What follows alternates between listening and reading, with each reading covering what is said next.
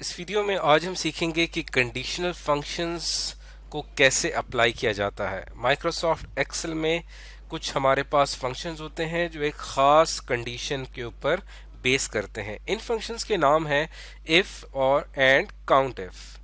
ये फंक्शंस काम करते हैं एक कंडीशन के ऊपर। अब जो कंडीशनल स्टेटमेंट होती है वो या तो ट्रू होगी या वो फॉल्स होगी। अगर वो ट्रू होगी तो फिर एक ख़ास ऑपरेशन किया जाएगा, और अगर वो फॉल्स होगी तो फिर एक्सेल एक खास ऑपरेशन करेगा।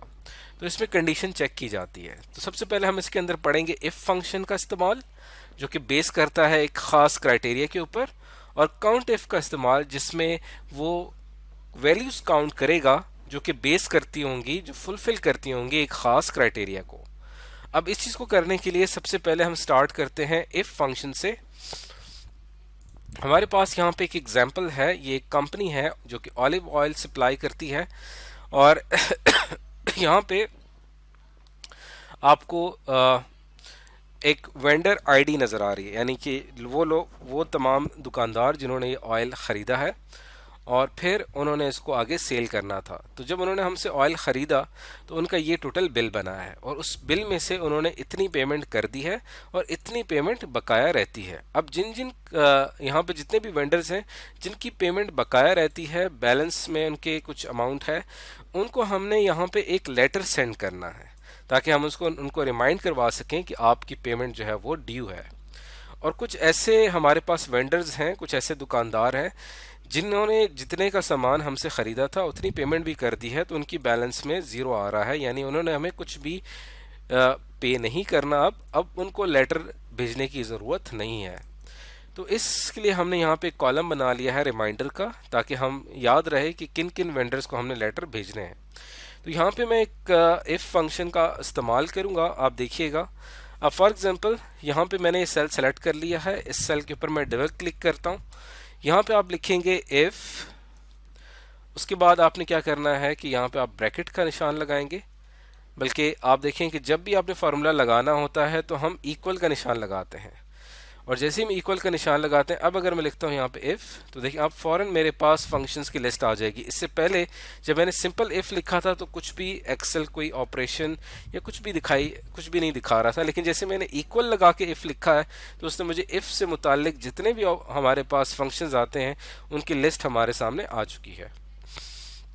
तो इफ़ लिखने के बाद फिर आपने क्या करना है कि यहाँ पे ब्रैकेट लगानी है, और ब्रैकेट लगाने के बाद यहाँ पे आपने इसका लॉजिकल टेस्ट लिखना है, वो क्राइटेरिया लिखना है जिस बुनियाद पे वो फिल्टर आउट कर सकेगा एक्सेल एक ख़ास वैल्यूज़ को।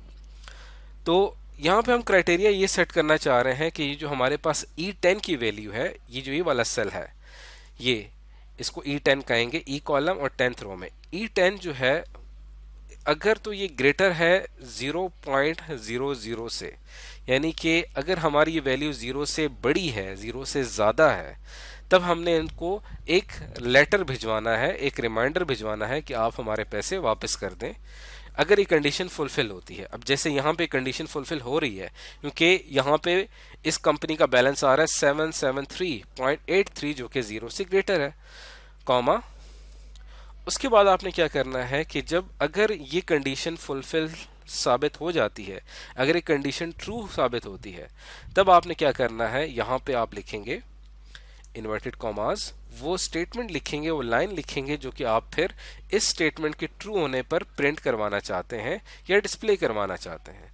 तो यहाँ पे हम लिखेंगे सेंड ए रिमाइंडर लेटर, यानी कि अगर ये वैल्यू 0 से ग्रेटर है तो उसको ये लेटर भेज देना चाहिए, इन्वर्टेड कॉमास क्लोज, फिर कॉमा। इसके बाद फिर आपने ये बताना है कि अगर ये कंडीशन फॉल्स हो जाती है, यानी E10 की वैल्यू अगर 0 से ग्रेटर नहीं है, 0 से ग्रेटर नहीं है E10 की वैल्यू, इट मीन्स कि आपकी ये कंडीशन फॉल्स होगी। जैसी कंडीशन फॉल्स होगी तो फिर आप कॉमा, इस कॉमा के बाद जो लिखेंगे वो फिर आपको डिस्प्ले होगा। तो यहाँ पे आएगा डोंट नीड अ लेटर, यानी यहाँ पे लेटर भिजवाने की ज़रूरत बिल्कुल भी नहीं है। और आखिर में हम यहाँ पे ब्रैकेट क्लोज कर देंगे। ये हमारा एक फार्मूला कंप्लीट हो चुका है। इस चीज़ को आप यहाँ पे आपके पास एक ऑप्शन नज़र आ रहा है इंसर्ट फंक्शन का, इसके ऊपर आप जाते हैं तो यहाँ से भी जाके आप कर सकते हैं कि आप सिंपल इफ़ लिखेंगे, इफ़ के बाद लॉजिकल टेस्ट के लिए आप यहाँ पे अपनी कंडीशन लिखेंगे। अगर तो वो ट्रू साबित होती है, और जैसा कि वो ट्रू साबित हो रही है क्योंकि E10 की वैल्यू जो है वो 0.00 से ग्रेटर है, तो यहाँ पे ट्रू लिखा हुआ आ जाएगा। और अगर ये ट्रू होती है तब आपने ये मैसेज आपका डिस्प्ले होना चाहिए, वो आप यहाँ पे इस तरह से लिख सकते हैं। और अगर एक कंडीशन फॉल्स हो जाती है फिर आपका ये मैसेज डिस्प्ले होना चाहिए, वो मैसेज आप यहाँ पे लिख भी सकते हैं। और इसका जो रिजल्ट आने वाला एक्सपेक्टेड रिजल्ट है वो आपको नीचे यहाँ पे शो होगा कि formula result is equal to send a reminder letter, यानी ये चीज़ लिखी हुई आएगी। अब देखिए जैसे मैं ओके पे क्लिक करता हूँ तो मेरा ये रिजल्ट आया है जिसमें आपको ये बताया जा रहा है कि ये कंपनी है, इसको रिमाइंडर लेटर आपने भेजना है। क्योंकि यहाँ पे कंडीशन हमारी ट्रू साबित हो गई है, क्योंकि E10 की वैल्यू 0 से ग्रेटर है, इसलिए ये लाइन, ये स्टेटमेंट प्रिंट होगी। उसके बाद ये फार्मूला हमने E10 में अप्लाई किया है, लेकिन ये जो मेरे पास पूरी रेंज है E10 से लेकर नीचे मेरी जो सारी रेंज है वहां पे मैं इस फार्मूला को अप्लाई करना चाहता हूं। अब अगर आप यही फार्मूला अप्लाई करना चाहते हैं बाकी सेल्स में से, बाकी वेंडर्स के लिए भी देखना चाहते हैं कि किसे रिमाइंडर भेजना चाहिए या नहीं भेजना चाहिए, तब हम यहाँ से इस सेल को सिलेक्ट करेंगे और यहाँ पे आप इसका जो ऑटो फिल हैंडल है, यहाँ पे अगर आप डबल क्लिक करते हैं तो यहाँ पे ये सब के लिए इस फार्मूले को अप्लाई करवा देगा। अब देखिए जहाँ पे बैलेंस 0 आ रहा है वहाँ पे मैसेज डिस्प्ले हो रहा है डोंट नीड अ लेटर। वो किस लिए हो रहा है कि अगर आप उस पर क्लिक करें तो यहाँ पे हमने ये फार्मूला अप्लाई किया हुआ है। E11 इस सेल का नाम है, ग्रेटर देन 0। अब इसकी वैल्यू 0 से ग्रेटर बिल्कुल नहीं है तो चूंकि हमारी कंडीशन फॉल्स हो जाएगी, और जैसी कंडीशन फॉल्स होगी इसका मतलब ये हुआ कि इसके नेक्स्ट स्टेटमेंट इसने प्रिंट नहीं होना, बल्कि इसके बाद जो स्टेटमेंट कॉमा के बाद आ रही है वो प्रिंट होगी। तो इसको मैं वापस यहाँ पे एंटर प्रेस करता हूँ तो ये देखें ये हमने पूरे इस कॉलम में इस फार्मूले को अप्लाई कर दिया है। तो इस तरह से इफ फंक्शन को अप्लाई किया जाता है। अब हम चलते हैं अपने अगले टास्क की तरफ, काउंट इफ। काउंट इफ का मकसद काउंट करना है, लेकिन एक खास कंडीशन की बुनियाद पे। तो अब मैं यहाँ पे जानना चाहता हूँ वो कौन से वेंडर्स हैं, मुझे नंबर ऑफ वेंडर्स चाहिए जिनका बैलेंस ओवर ड्यू है, यानी जिन्होंने पे करना है, वो कौन कौन से हैं। उसको जानने के लिए मैं यहाँ पे क्लिक करता हूँ, इक्वल का साइन आप पुट करेंगे और फिर आप यहाँ पे लिखेंगे काउंट इफ, और फिर ब्रैकेट लगा के आपने क्या करना है कि रेंज सेलेक्ट करनी है जिसमें ये इसने काउंटिंग का काम करना है। तो वो रेंज हमारे पास कौन सी होगी, हमने चूंकि बैलेंस चेक करना है जो यहाँ से शुरू हो रहा है, और ये सारी रेंज हम यहाँ पे सेलेक्ट कर लेंगे। तो ये हमारे पास रेंज बनती है फ्रॉम E10 से लेकर E54 तक। जितने भी हमारे पास सेल्स हैं ये सेल रेंज हमने सेलेक्ट कर ली है, इसमें उसने काउंटिंग का काम करना है, कॉमा। उसके बाद आपने क्राइटेरिया सेट करना है कि किस बुनियाद पे आपने इनकी काउंटिंग करनी, किन किन को काउंट करना है। आपने वो वैल्यूज काउंट करनी है जिनका बैलेंस आ रहा है 0 से ग्रेटर आ रहा आपने वो वैल्यूज काउंट करनी है।